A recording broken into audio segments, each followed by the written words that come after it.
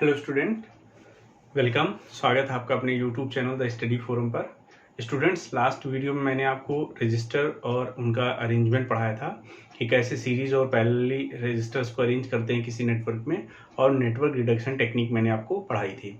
आज का जो वीडियो मेरा है वो उसी टॉपिक को कंटिन्यू करेंगे, और जो इक्विवेलेंट रेजिस्टेंस फाइंड करने के लिए जो फॉर्मूला आपको मैंने डेरिवेट करके दिखाया था उसी पे बेस्ड कुछ न्यूमेरिकल्स मैं आज कराने वाला हूँ, ताकि वो जो टॉपिक है वो आपका क्लियर हो जाए। ये कॉन्सेप्ट क्लियर होने के लिए आपको ज़रूरी है कि आप उन पे बेस्ड कुछ क्वेश्चंस करें। तो स्टूडेंट, आज मैं आपको उन्हीं पे बेस्ड कुछ क्वेश्चंस कराने वाला हूँ। चलिए स्टार्ट करते हैं। अगर अभी तक आपने चैनल को सब्सक्राइब नहीं किया है तो फटाफट सब्सक्राइब कर लीजिए और वीडियो को ज़्यादा से ज़्यादा लोगों तक शेयर कीजिए, ताकि ज़्यादा से ज़्यादा स्टूडेंट्स को बेनिफिट हो सके। स्टार्ट करते हैं। हमारा आज का जो पहला क्वेश्चन है वो find out equivalent resistance across terminal A and B. इस ए बी टर्मिनल के अक्रॉस हमें इक्विवेलेंट रेजिस्टेंस फाइंड आउट करना है। That means we have to find R equivalent across this terminal। A और B के cross हमें R equivalent find करना है। यहाँ पर हम देख रहे हैं जो अरेंजमेंट है नेटवर्क का वो सीरीज पैरेलल दोनों है। सीरीज अरेंजमेंट भी है और पैरेलल अरेंजमेंट भी है। एक ही नेटवर्क में दोनों टाइप का अरेंजमेंट कर रखा है। जैसे यहाँ पर हम देख रहे हैं कि ये 6 ओम के और 3 ओम के जो रेजिस्टर्स हैं वो पैरेलली कनेक्टेड हैं, जबकि अगर हम बात करें 1 ओम के और 5 ओम के तो ये सीरीज में कनेक्टेड हैं।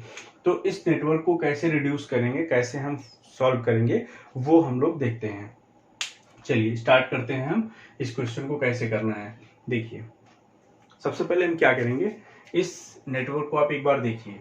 अगर हम बात करें तो ए और बी टर्मिनल के अक्रॉस जो ये दो सबसे लास्ट वाले जो दो रेजिस्टेंस दिख रहे हैं 1 ओम के और 5 ओम के, ये आपको दिख रहे हैं कि ये दोनों सीरीज में कनेक्टेड है। हमने आपसे बताया था सीरीज कनेक्शन में क्या होता है कि उनके अक्रॉस करंट सेम होगी। देखिए, जो अगर यहाँ पर आई एम्पियर की करंट फ्लो हो रही तो जो करंट इस रेजिस्टर के अक्रॉस जा रही वही करंट इस रेजिस्टर के अक्रॉस जा रही है। क्लियर है?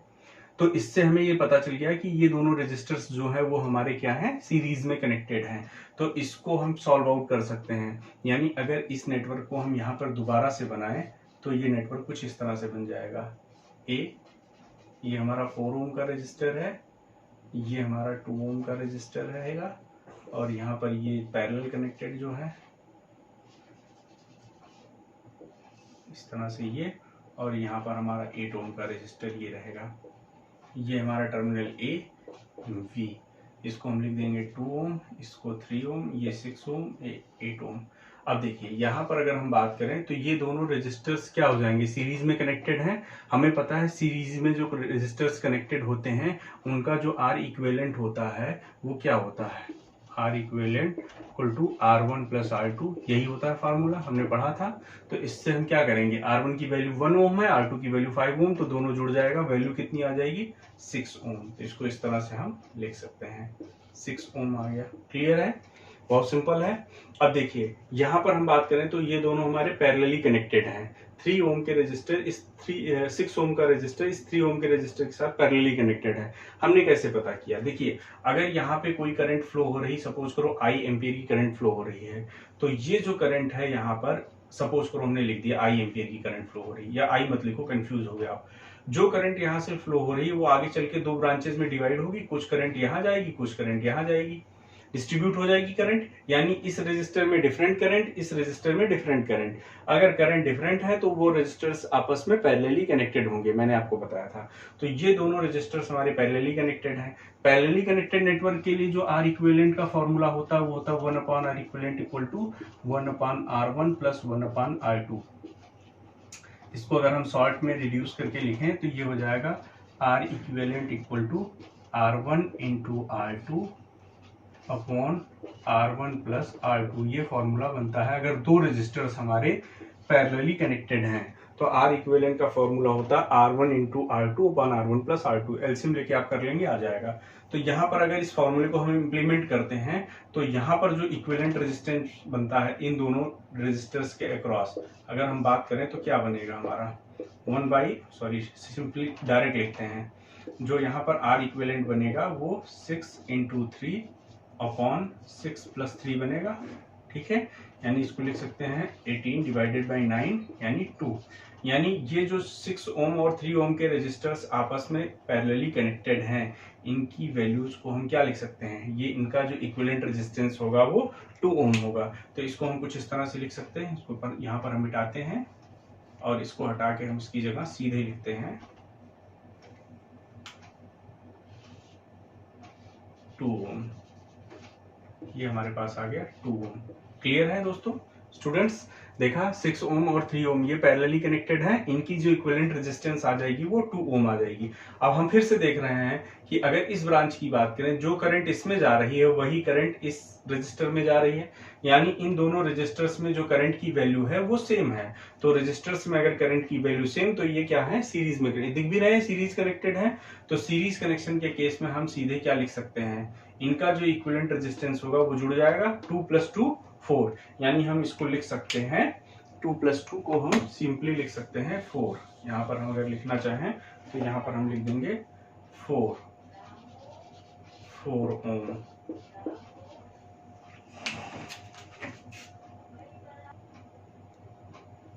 तो इस तरह से स्टूडेंट्स हम देखें कि ये 2 ओम और 2 ओम जो इसका जो इक्विवेलेंट रेजिस्टेंस 2 ओम आया था, 2 + 2 हमारा क्या आ गया 4 ओम। तो इस ब्रांच में जो रेजिस्टेंस आ गई इक्विवेलेंट वो 4 ओम आ गई। और फिर से हम देखें यहाँ से जो करंट जा रही है वो कुछ इसमें अलग अलग डिस्ट्रीब्यूट हो जाएगी, यानी इस ब्रांच की करंट और इस ब्रांच की करंट डिफरेंट होने वाली है। तो अगर डिफरेंट करंट फ्लो करेगी तो इनका जो इक्विवेलेंट रेजिस्टेंस बनेगा वो क्या बनेगा, देखिए इसका इक्विवेलेंट रेजिस्टेंस बनेगा 6 × 4 डिवाइडेड बाई 6 + 4। अभी हमने बताया था आपको R1 × R2 upon R1 + R2, इस फॉर्मूले से, चूंकि ये पैरेलली कनेक्टेड है तो इसकी वैल्यू आ जाएगी 6 × 4 24 अपॉन 10, यानी आ जाएगी 2.4 ओम। ठीक है, तो स्टूडेंट्स हम इस नेटवर्क को कुछ इस तरह से लिख सकते हैं। ये हमारे पास 4 ओम का ऑलरेडी रजिस्टर है, यहाँ पर जो रजिस्टर आ गया ये आ गया हमारा 2.4 ओम, और ये हमारे पास 8 ओम का रजिस्टर ऑलरेडी लगा हुआ है, और ये हमारा टर्मिनल हो गया ए, ये टर्मिनल हो गया बी। तो यहाँ जो हमारे पास आर इक्विवेलेंट होगा, देखिए अब यहाँ पर अगर आई एम्पियर की करंट जा रही है तो ये सेम करंट यहाँ पर जा रही होगी। ये हमने सपोज किया, यहाँ कंफ्यूज मत होइएगा कि बैटरी नहीं लगी है तो करंट कैसे जाएगी, जब बैटरी कनेक्ट करेंगे तब करंट जाएगी, तब की बात कर रहे हैं, ये हम सपोज कर रहे हैं।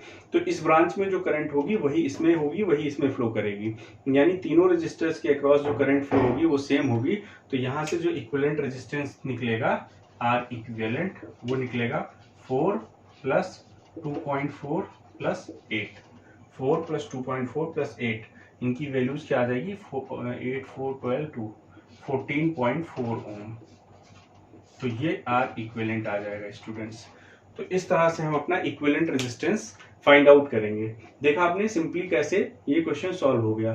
तो जब भी कोई भी नेटवर्क डिटेक्शन का क्वेश्चन आएगा तो आप कोशिश कीजिएगा कि इस फिगर को सिंप्लीफाई करते हुए चले जाइएगा, आपका आंसर आ जाएगा, कभी भी क्वेश्चन गलत नहीं होगा। मैंने क्या किया, पहले इस ब्रांच को सॉल्व किया, मैंने देखा सेम करंट है तो इसको ऐड करके सीरीज में कनेक्टेड है, इनका इक्विवेलेंट रेजिस्टेंस निकाला, फिर मैंने इसको रिड्यूस किया।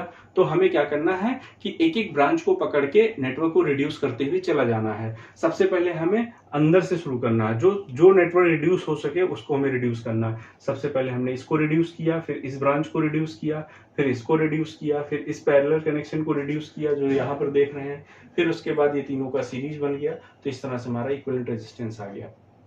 तो इस तरह से अगर स्टूडेंट्स आपके क्वेश्चन का अप्रोच रहेगा तो आपका आंसर कभी गलत नहीं होने वाला है। आप इस क्वेश्चन को नोट डाउन कर लीजिए, फिर हम दूसरा क्वेश्चन करके आपको दिखाते हैं।